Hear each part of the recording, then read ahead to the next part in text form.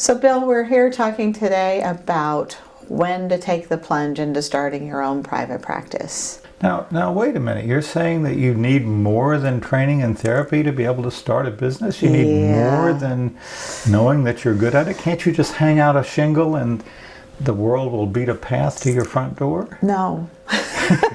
I was being facetious. Yeah. It takes more than a Google ad as well. So taking that plunge, the plunge is a good turn of phrase because it feels for many people very much like standing on the high dive the very first time and saying, this is terrifying. How can I do this? Right. And I think it's about, first of all, knowing exactly what you expect out of private practice. Mm-hmm. Do you expect more money? Do you expect more time? Do you expect more flexibility? Do you expect more autonomy?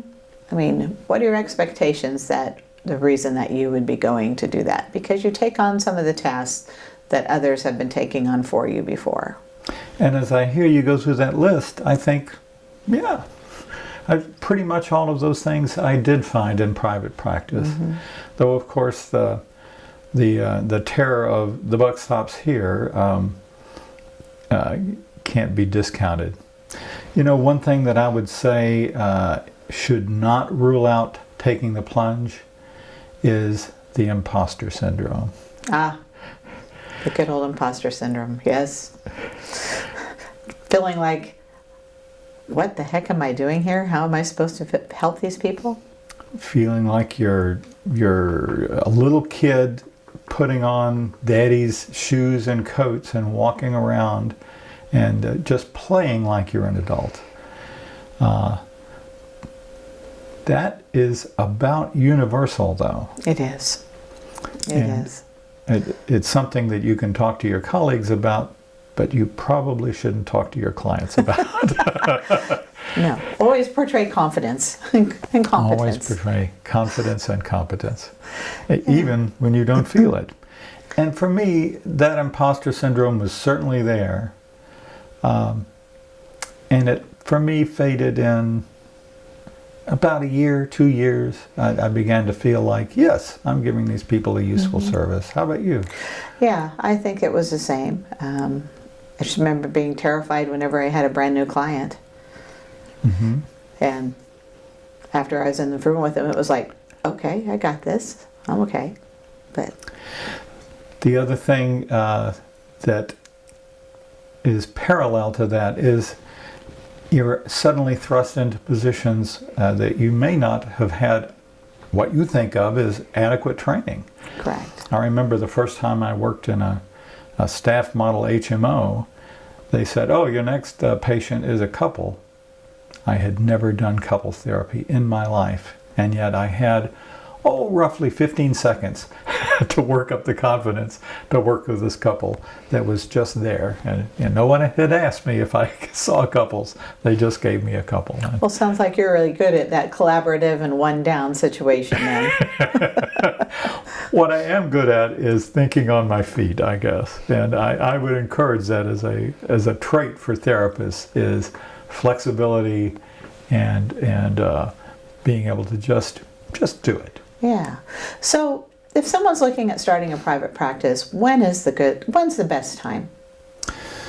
Well, I think you need two things just absolutely as essential. One is some cash, or a cash alternative, a plan. And number two, even more important, is a steady stream of referrals.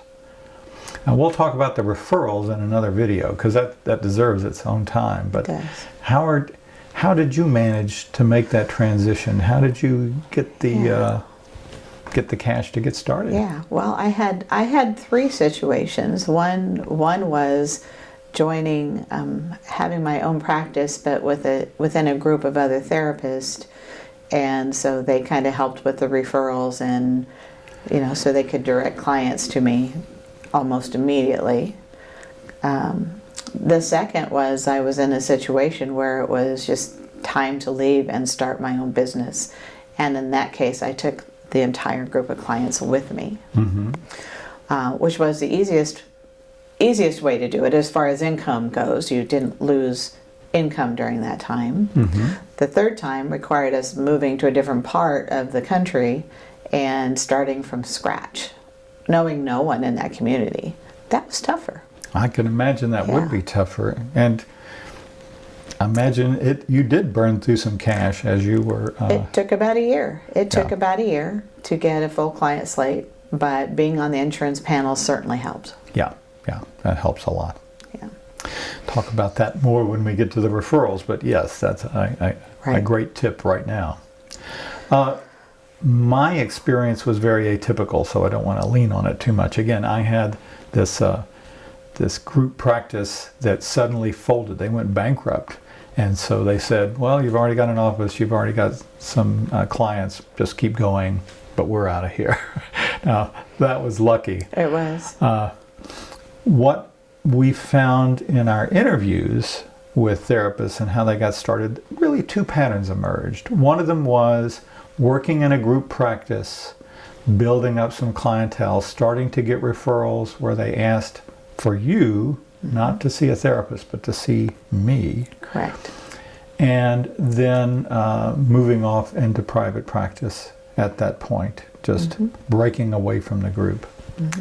The other pattern is the side hustle pattern, where you're working for an agency, but you find some time in the evening and you can borrow another professional's office, something very common. It is common. And then just slowly building up that evening practice until you're confident that it can be your main source of income and you can stop your day job. It's a tough leap, as we mentioned earlier. Now, with regard to that first one, it's pretty much universal, isn't it, that if you're in a group practice and you say, I'd like to leave today and take all my patients and records with me, they say, oh. No, oftentimes they're very upset and angry because you're taking an income source away from them, right? So when I ran a group practice, we had some contracts that we signed, right? And those contracts had some specific regulation about if you were leaving the practice, what happened with the clients and what happened with the records. So always make sure if you're leaving to know what the deal is. I was very lucky with my group. Whatever clients wanted to follow me were welcome to do that. And the records, and they were happy to make the records my own. But when I talk to some of our customers on the phone, that's one thing we talk about, and they usually find it's not the case. They don't get to have the records. And they just kind of sneak the patients off, right? And of course, sometimes it's very harsh. Sometimes the contract you signed, and you may not even have read it when you were just starting work there, you were so happy to get a job, you didn't read it carefully. But sometimes there's non-compete clauses that say things like, you may not open an office within 50 miles of this office for 2 years, and that you've agreed to that. It certainly behooves you to know all of these things before you take that leap.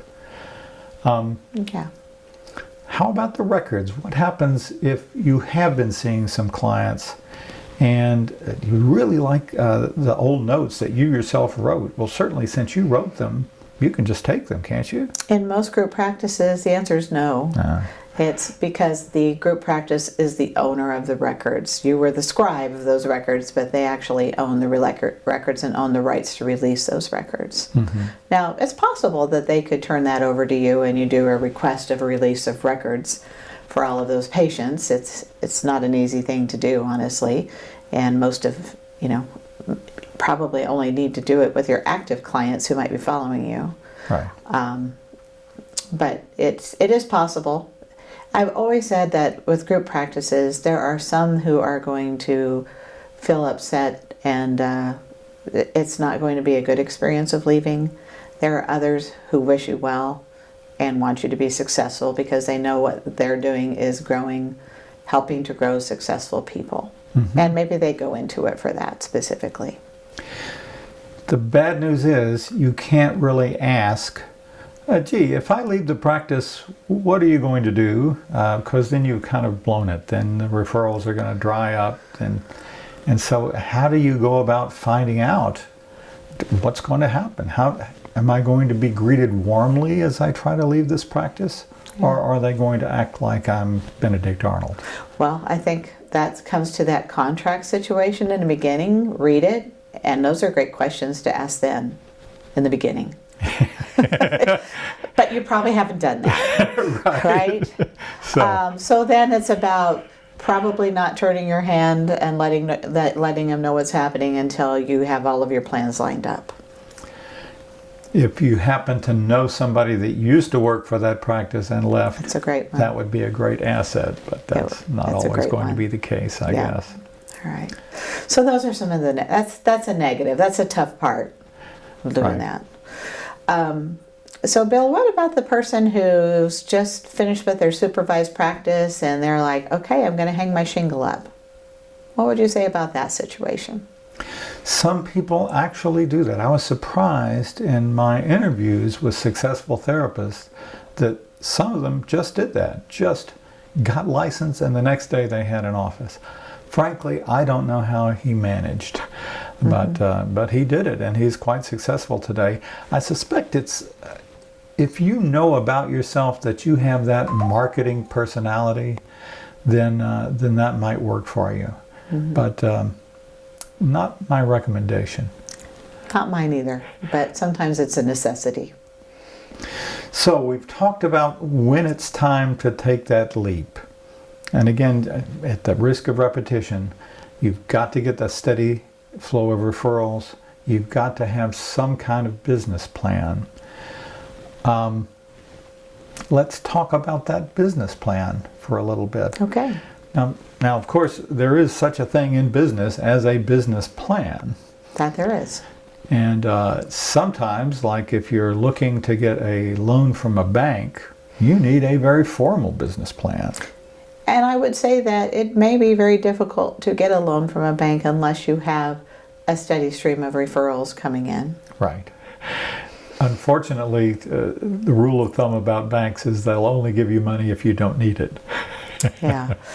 But if you have a steady stream of referrals, it's very possible that if you can maybe borrow some money from a friend or a family member, at least to maybe cover the first, last, and getting your place furnished, then hopefully your steady stream can kind of kick in if you're working hard and help you get covered. Sounds good.